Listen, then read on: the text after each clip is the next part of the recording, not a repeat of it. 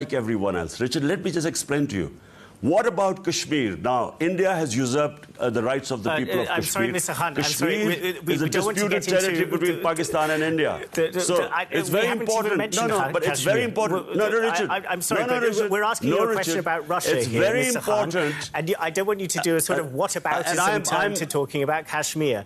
I would just like to ask one further question about your visit to Russia before we move on. No, Richard. I want to ask you this question. I first want to move on and talk about Kashmir. No, I'm sorry, Mr. Hunt. I'm the person who asks questions in this interview. They matter to us. So what about us?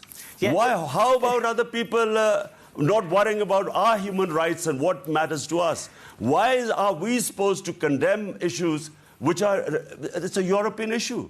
So please... have some balance in this. Mr. Hunt, don't just put us in a spot that, you have to, because it's your issue, we have to take sides. Allow us the luxury to stay neutral so that we can look after our own people. My responsibility, I repeat again, are my 220 million people of Pakistan.